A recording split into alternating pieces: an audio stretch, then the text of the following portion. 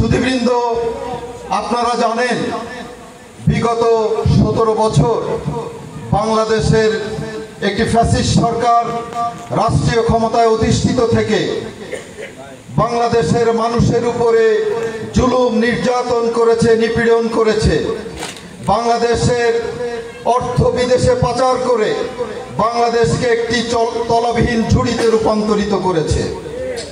আমরা এই ফ্যাসিস্ট সরকারকে, বিগত দিনের ফ্যাসিস্ট সরকারকে বাংলাদেশ থেকে উৎখাত করার জন্যে তারুণ্যের অহংকার বাংলাদেশ জাতীয়তাবাদী দলের ভারপ্রাপ্ত চেয়ারপারসন জনাব তারেক রহমান বিভিন্ন সময় বিভিন্ন কর্মসূচি দিয়েছেন।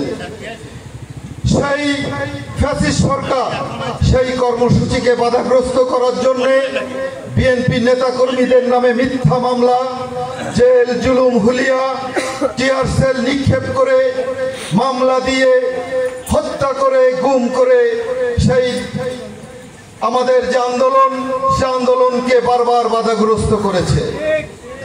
আমরা দেখেছি 2024 সালের 5ই আগস্ট সারা বাংলাদেশে বৈষম্য বিরোধী ছাত্র আন্দোলন সহ বাংলাদেশ জাতীয়তাবাদী দলের নেতৃবৃন্দ যখন রাজপথ দখল করেছিল, যখন সারা বাংলাদেশ ঘেরাও করেছিল, তখন এই ফ্যাসিস্ট সরকার এদেশ থেকে পালিয়ে গেছে।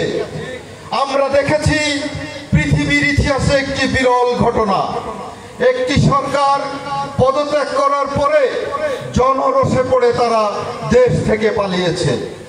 আমরা আরো লক্ষ্য করেছি এই ফ্যাসিস্ট সরকারের যে দোসর আওয়ামী লীগের নেতাকর্মীরা বিভিন্নভাবে যখন মানুষের উপরে জুলুম নির্যাতন করে জনবিচ্ছিন্ন হয়ে পড়েছিল, তারাও কিন্তু এই দেশ থেকে পালিয়ে গেছে।